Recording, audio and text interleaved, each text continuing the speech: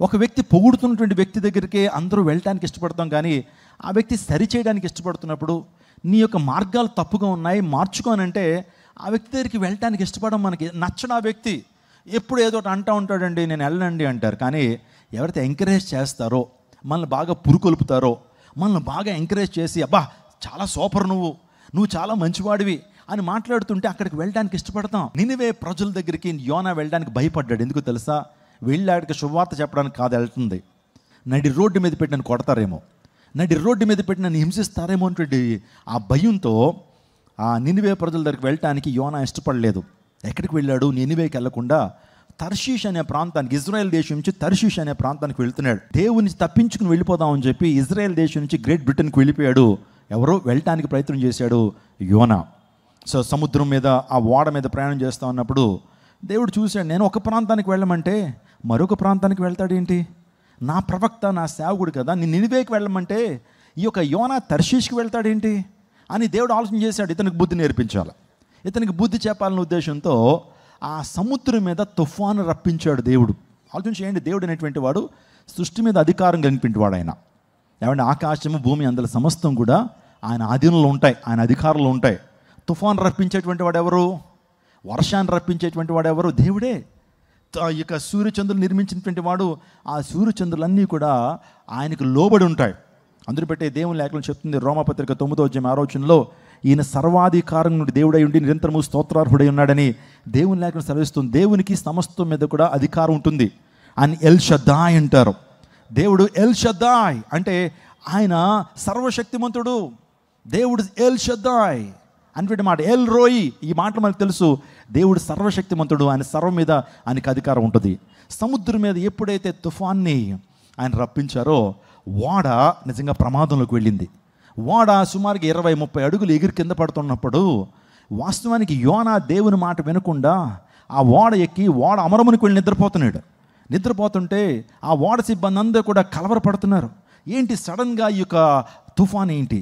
వాస్తవానికి ఏ ఓడ నావికులైనా సరే ముందు వాతావరణ హెచ్చరికలు చూసి బయలుదేరతారు. సడన్గా తుఫాన్ వచ్చింది ఏంటి? సడన్గా ఈ యొక్క సముద్రం మీద ఇంత భయంకరమైన తుఫాన్ ఎందుకు వచ్చిందని ఆలోచన చేస్తున్నారు. ఓడలో ఉన్నటువంటి వస్తువులన్నీ కూడా బయట పాడేస్తున్నారు. అయినా సరే తుఫాన్ ఏమీ తగ్గట్లేదు, పైగా ఓడ కంట్రోల్లోకి రావట్లేదు. ఓడ మునిగిపోవడానికి సిద్ధంగా ఉంది, ఓడ బోల్తా పడడానికి సిద్ధంగా ఉన్న టైంలో ఆ ఓడ నావికులకి ఓడ సిబ్బందికి అనిపించింది ఇదేదో సడన్గా వచ్చింది కాబట్టి ఈ ఓడలో ఎవరో దేవుని పట్ల అవిధేయత కనుపరిచారు, ఎవరో దేవుని మీద తిరుగుబాటు చేశారు, ఒక మనిషి ద్వారా ఇటువంటి భయంకరమైన ప్రళయం వస్తుందని గమనించినటువంటి వారు దేవుడే ఇచ్చాడేమో ఆ తలంపు, నాకు తెలియదు. సో వారందరూ కూడా అన్నారు, సో అయితే ఒకరి ద్వారా ఈ యొక్క ప్రమాదం వచ్చి ఉంటుందని చెప్పి చీట్లు వేశారు. ఓడ టికెట్లన్నీ కూడా తీసుకొచ్చి చీట్లు వేస్తే ఆ ఓడ టికెట్లు కొన్నటువంటి వారందరి పేర్లు తీసి ఒక చీటీ పైకి తీస్తే కరెక్ట్గా ఎవరి పేరు వచ్చిందంటే యోనా గారి పేరు వచ్చింది. యోనా దేవుని సేవకుడి పేరు రాగానే యోనా టికెట్ కొనుక్కుని ఎక్కినట్టుంది, మనం దాన్ని టికెట్ కూడా తీసుకున్నాం, యోనా గారు, వేర్ ఈజ్ జోనా అని ఆ కంపార్ట్మెంట్ ఈ కంపార్ట్మెంట్ ఎదుగుతున్నారు కానీ ఎక్కడ కనపట్లేదు. ఏంటి అయ్యగారి యొక్క ప్రవర్తన ఏదో అనుమానాస్పదంగా ఉంది, ఎక్కడున్నాడని మొత్తం ఓడంతా గాలిస్తే ఈ యొక్క యోనా గారు దైవ సేవకుడు ప్రవక్త ఓడ అమరమునికి వెళ్ళి నిద్రపోతున్నాడు. ఎక్కడ? ఓడ అమరం అంటే ఏంటి? ఓడ అడుగు భాగంలో ఏముంటాయండి? ఎప్పుడన్నా ఓడ ఎక్కారా మీరు? ఓడ అడుగు భాగానికి వెళ్తే ఇంజిన్ ఉంటుంది అక్కడ, లేకపోతే ఓడ నావికుల యొక్క పనిముట్లు ఆ ప్రాంతంలో ఉంటాయి, పెద్ద పెద్ద తాళ్ళు ఉంటాయి, యాంకర్స్ ఉంటాయి, ఎక్విప్మెంట్ అంతా కూడా ఎక్కడ పెడతారు? ఓడ అమరమును పెడతారు. ఆ ఎక్విప్మెంట్లోకి వెళ్ళిపోయి చక్కగా ఒక బెడ్ ఏర్పాటు చేసి నిద్రపోతున్నాడు. అంటే పైన ఏం జరుగుతుందో అయ్యగారికి అర్థం కావట్లా. ఇంత తుఫాన్ వస్తుంటే ఆయనకి ఎలా నిద్రపడుతుందో తెలియట్లా. ఓడ నిజంగా 20-30 అడుగులు ఎగిరి కింద పడుతున్నా సరే అయ్యగారికి మాత్రం నిద్రపోతున్నాడు. అప్పుడు ఓడ నావికులందరూ కూడా వెళ్ళి లేపి ఏమన్నారు? ఓయి నిద్రపోతా, నీకేం వచ్చిందయ్యా, లేచి నీ దేవునికి ప్రార్థన చేయి, ఇంత గొప్ప కలవరము, ఇంత గొప్ప తుఫానుకి రావడానికి నువ్వే కారణమని చీట్లలో వచ్చింది. అసలు నువ్వు ఎక్కడి నుంచి వచ్చావు? అసలు ఎవరు నువ్వు? నీ నేపథ్యం ఏంటి? నీ భావజాలం ఏంటి? అసలు ఎందుకు నువ్వు తర్షీషుకు వస్తున్నావు అని అడిగితే అప్పుడు నిజం ఒప్పేసుకున్నాడు. నేను ఒక జీవం గల దేవుని సేవకుడిని, నేను ప్రవక్తని. దేవుడు నాతో చెప్పాడు, మా దేవుడు సైన్యములకు అధిపతికు దేవుడు, సర్వలోకాన్ని తన నోటి మాట సృష్టించిన సృష్టికర్త అయినటువంటి యెహోవా దేవుడు నినివే పట్టణానికి వెళ్ళమని చెప్పాడు. నినివే అంటే నాకు భయం వేసింది.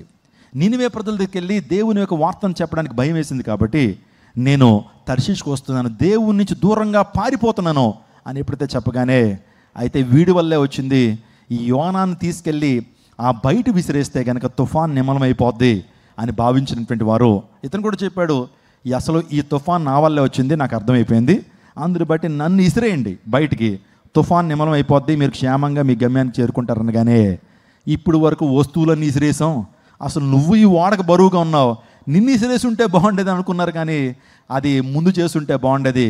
వస్తువులన్నీ ఇసిరేసిన తర్వాత యోనా గారిని ఇసిరేసారండి బయటికి. ఓడలోంచి సముద్రంలోకి యోనాన్ని విసిరేస్తే అప్పుడు దేవుడు ఆల్రెడీ ఒక మత్యాన్ని ఆజ్ఞాపించాడు, ఒక తిమింగలాన్ని దేవుడు ఆజ్ఞాపించాడు. యోనా కరెక్ట్గా ఆ యొక్క ఓడ నుంచి కింద పడతాడు, వెంటనే లటక్మని పట్టుకో. ఏం చేయి, నీవు యోనాన్ని పట్టుకుని నీ గర్భంలో ఆ వ్యక్తిని ఏం చేయాలి, బంధించుంచు, ఎక్కడ కక్కమంటే అక్కడ కక్కాలి అని చెప్పి ఒక మత్యానికి దేవుడు ఆజ్ఞాపించాడు. చూడండి, ఈ రోజున మత్యాలు, జంతువులు, పక్షులు, సృష్టి దేవుని మాట వింటాయి. ఎందుకంటే ఆయన చేతి పనితో అవన్నీ జరిగించాడు కాబట్టి, ఆయన సృష్టి కాబట్టి జంతువులు, పక్షులు, సూర్యచంద్రులు, సముద్రాలు ఇవన్నీ కూడా దేవుని మాట వింటాయి. కానీ ఆయన స్వహస్తాలతో చేసుకున్న మానవుడు మాత్రం దేవుని మాట వినడు. చూసారా, మత్యం వినింది, నా సేవకుడు ఆ యొక్క ఓడ నుంచి కింద పడతాడు, నువ్వు పట్టుకో అని. కానీ తన సేవకుడు ప్రవక్త అయినటువంటి యోనాకు చెప్పాడు, నువ్వు నినివేకి వెళ్ళంటే ఎక్కడ బయలుదేరాడు, తర్షీషుకు బయలుదేరాడు. చూసారా, అందరు పెట్టే దేవుడు సృష్టితో మాట్లాడుకుంటాడు. యెషయా గ్రంథం 1వ అధ్యాయంలో, ఆకాశమా ఆలకించుడి, భూమి చెవియొగ్గుడి, నేను పిల్లల్ని పెంచి వారిని పెద్దవారినిగా చేశాను, నా మీద వారు తిరుగుబాటు చేస్తున్నారు.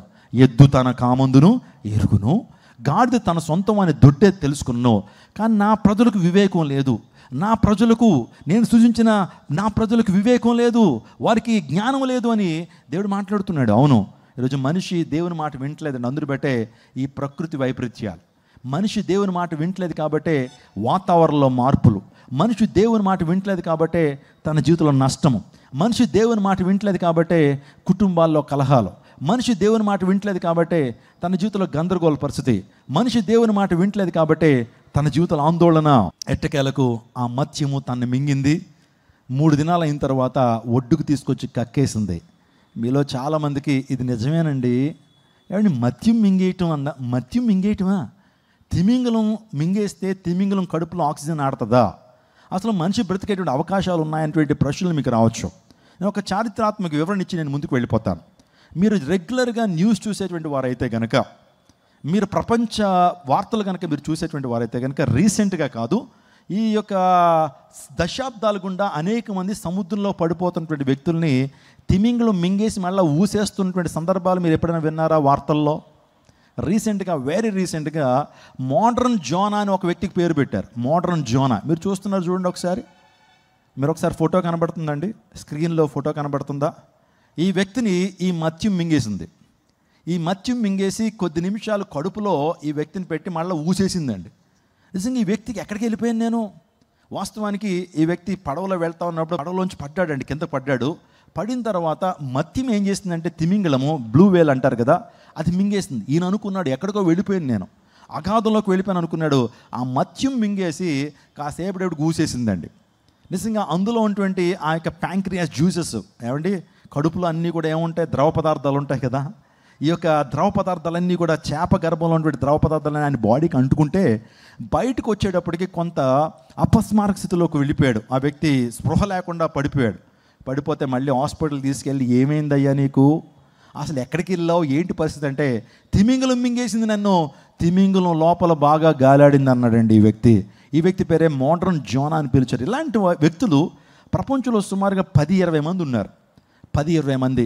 ఒక సందర్భంలో ఏం జరిగిందంటే, ఒక తిమింగలాల మీద పరిశోధనలు చేసేటువంటి కొంతమంది, వాటిని పట్టుకుని వాటి మీద పరిశోధనలు చేసేటువంటి ఆ టీం ఒకటి అట్లాంటిక్ మహాసముద్రంలో ప్రయాణం చేసుకుంటూ వెళ్తున్నప్పుడు, పట్టుకోవడానికి ప్రయత్నం చేస్తున్న టైంలో, దాన్ని పరిశోధించడానికి ప్రయత్నం చేస్తున్న టైంలో ఆ సిబ్బంది నాయకుడే కింద పడిపోతాడు. కింద పడిపోతే ఏ తిమింగలానైతే పట్టుకుని దాని మీద అధ్యయనం చేయాలనుకున్నారో ఆ తిమింగలం కాస్త అయ్యగారిని మింగేసి అది నీటిలోకి వెళ్ళిపోయిందండి. వెళ్ళిపోయేటప్పటికి ఆ శిష్యులందరూ కూడా అనుకున్నారు, మా అయ్యగారిని ఎవరు మింగేసింది, తిమింగలం మింగేసింది, అంతే, ఇంకా అయిపోయాడు, చచ్చిపోయాడు, లోపలికి వెళ్ళి ఏమైపోతాడో, అరిగిపోతాడేమో అనుకున్నారు. కానీ 6 నెలల తర్వాత ఆయన ఒక ప్రాంతంలో కనిపించడం వీళ్ళు చూశారండి. అదేంటి అయ్యగారు, మీరు తిమింగలో పడిపోయి మేము కళ్ళారా చూసాము, మిమ్మల్ని ఆ తిమింగలం లోపలికి తీసుకెళ్ళిపోయింది, ఇంకా తినేసి అరిగించుకుంటుందేమో అనుకున్నాం, కానీ ఎలా బతికారంటే ఆ వ్యక్తి చెప్పాడు, నేను లోపలికి వెళ్ళిపోయాను, పెద్ద అగాధం వలె ఉంది, కానీ కాసేపు అయిన తర్వాత ఆ తిమింగలం నన్ను ఒడ్డుకు తీసుకొచ్చి కక్కేసింది అన్నాడు. దాని మీద అధ్యయనం చేయటం మొదలుపెట్టారు. అసలు తిమింగాలకి ఈ లక్షణాలు ఉంటాయా, తిమింగలాలకి ఈ లక్షణాలు ఉంటాయని ఆలోచన చేస్తే ప్రపంచంలో శాస్త్రవేత్తలు కొన్ని రకాల తిమింగల జాతుల గురించి ఆలోచన చేశారు. అందులో క్యాకలాట్ అనేటువంటి ఒక తిమింగలపు జాతి యొక్క లక్షణం ఏంటంటే పెద్ద పెద్ద పెట్టెల్ని, చిన్న చిన్న ఓడల్ని, చిన్న చిన్న పడవల్ని, చిన్న చిన్న వస్తువులన్నీ కూడా అది మింగేస్తుందట. మింగేసి మరి దానికి ఏంటో తెలియదు, మరి ఒడ్డుకి తీసుకొచ్చి కక్కేసే లక్షణము క్యాకలాట్ అనేటువంటి ఒక తిమింగలపు జాతికి ఉన్నదట. ఆ లక్షణం దానికి ఉందట. ఇప్పుడు చాలామంది అనుకుంటా ఉన్నారు యోనా గ్రంథం, పరిశుద్ధ గ్రంథంలో యోనా గ్రంథం ఉంది. ఆ యోనా గ్రంథంలో చెప్పబడినటువంటి ఆ చరిత్ర ఇప్పటి వరకు అవాస్తవం అనుకున్నాం. చేప గర్భంలో మనిషికి ఆక్సిజన్ ఆడదు, అసలు చేప గర్భంలో మనిషికి జీవం ఉండదని అనుకున్నాం. కానీ ఎప్పుడైతే ఈ సందర్భం జరిగిందో, ఓహో, క్యాకలాట్ అనేటువంటి ఒక తిమింగలపు జాతి మీరు చూస్తున్నారు. ఈ జాతి యొక్క ఆ తిమింగలపు జాతి యొక్క లక్షణం ఏంటంటే ఆ వస్తువుల్ని మింగటం, కక్కేయటం, దాని యొక్క ప్రవర్తన, దాని యొక్క ఎనాటమీ అది, దాని యొక్క లక్షణం అది. చాలామంది అనుకున్నారు ఏంటంటే యోనా గారిని కూడా ఆ టైంలో క్రీస్తు పూర్వం సుమారుగా 2000 సంవత్సరాల క్రితం ఒక చేప మింగేసిందని అన్నారు కదా, అది ఈ చేప రకమే మింగేసి ఉంటుంది, తీసుకొచ్చి కక్కేసింది అనేటువంటి భావన బైబిల్ అవాస్తవం కాదు. బైబిల్లో చెప్పినటువంటిది ఏది కూడా అవాస్తవం కాదని ప్రజలు నమ్మటం ప్రారంభించారు. అందుకే చెప్పాను, బైబిల్కి చారిత్రాత్మక శాస్త్రీయ రుజువులు ఉన్నాయి అనేటువంటి విషయాన్ని మీకు చెప్తా ఉన్నాను. ఏదైనప్పటికీ ఎట్టకేలకు రెండోసారి దేవుడు మాట్లాడుతున్నాడు. మాట వింటే ఎంత ప్రమాదం నీకు వచ్చేదా, ఎంత ఇబ్బంది నువ్వు పడేటువంటి వాడవా, మాట వినుంటే కనుక వాళ్ళందరూ కూడా క్షేమంగా నేను బాగా ఆనర్ చేసేవారు, నా మాట వినుంటే. నా మాట వినకపోవటం వల్లే వాళ్ళ చేత నువ్వు తిట్టించుకున్నావు. ఎవరి చేత? ప్రయాణికుల చేత, ఓడ సిబ్బంది చేత. ఓయి నిద్రపోతాన్ని పిలిచారు పాస్టర్ గారిని. ఒరే అంటే మనకు ఎంబారసింగ్గా ఉంటుంది కదండి. ఒక ఆధ్యాత్మిక గురువుని ఒరే అని, లేకపోతే నిష్ఠూరంగా మాట్లాడితే బాధ కలుగుతుంది. కానీ అలా బాధ కలిగించడానికి అతని ప్రవర్తనే కారణమైంది. నా ప్రియదౌచనాగమా, ఈ చరిత్ర అంతా మనకు తెలుసు. కానీ రెండోసారి మరలా దేవుడు యోనాతో మాట్లాడుతున్నాడు. వెళ్ళయ్యా, నినివేకెళ్ళి చెప్పు, ఈ సువార్తను చెప్పు, నినివేకెళ్ళి ప్రమాదం గురించి చెప్పు అని చెప్పినప్పుడు యోనా వెళ్ళాడండి, ధైర్యం చేసి వెళ్ళాడు. వెళ్తే అసలు అనూహ్యమైనటువంటి స్పందన యోనాకు వచ్చింది. ఎప్పుడైతే ప్రజలందరి దగ్గరికి వెళ్ళి, అయ్యా, ఈ ప్రాంతాన్ని దేవుడు నాశనం చేయబోతున్నాడు, మీ మీదకు ఉగ్రత రాబోతుంది, కనుక మీరు దేవుని వైపు తిరగండి, మీరు మారు మనసు పొందండి, ఆ దేవుని వైపు తిరగండి అని అంటే మనుషులందరూ అలాగేనండి, అయ్యో మీరు మా యొక్క మంచి కోసం వచ్చారా, చాలామంది వచ్చారు, మేము గొప్పవాళ్ళం అయిపోతా ఉన్నారు, మా పరిస్థితి గురించి ఎవరు చెప్పలా, మా హృదయ స్థుతి గురించి ఎవరు మాట్లాడలా, మేము తప్పు చేస్తున్నామని ఏ ఒక్కరు మాకు చెప్పలేదు, అందరూ కూడా తప్పు చేస్తే దాన్ని ఏం చేశారు, మెత్తుకుంటా వచ్చారు, తప్పు చేస్తే పొగుడుకుంటా వచ్చారు, ఆహా నీ అంతటోడు లేడన్నారు. కానీ నువ్వు మా మంచి కోరి మేము మారాలని భారం తీసుకుని ఎంత దూరం వచ్చావు కాబట్టి ఖచ్చితంగా అయ్యా మేము దేవుని వైపు తిరుగుతామని చెప్పి ఆ ప్రజలందరూ కూడా దేవుని వైపు తిరిగారండి. స్తోత్రం చెప్పండి, హల్లెలూయా. నువ్వు అనుకుంటావు మా ఆయన మారడండి, క్రూరుడండి, మూర్ఖుడండి అనుకుంటావు. కానీ నువ్వు ఎప్పుడైతే దేవుని ఆత్మ కలిగినటువంటి వ్యక్తిగా దేవునికి సన్నిధిలో ప్రార్థన చేసి వెళ్ళి చెప్పు, కొంచెం నీకే ఆశ్చర్యం కలుగుతుంది. నీ భర్త దేవుని మాటలు వినటం ప్రారంభిస్తాడు, అతనిలో మార్పును, పరివర్తనను చూస్తావు. ఈ రాత్రికాల సమయంలో దేవుని సువార్త ప్రకటించేటువంటి బాధ్యత మనందరి మీద కూడా ఉంది. దేవుని సువార్త ప్రకటించడం అంతే. ఎంతమంది ఉన్నారా ప్రశ్న కాదు. దేవుడు మనకు ప్రేరేపణ ఇచ్చినప్పుడు దేవుని సువార్తను ప్రకటించాలి.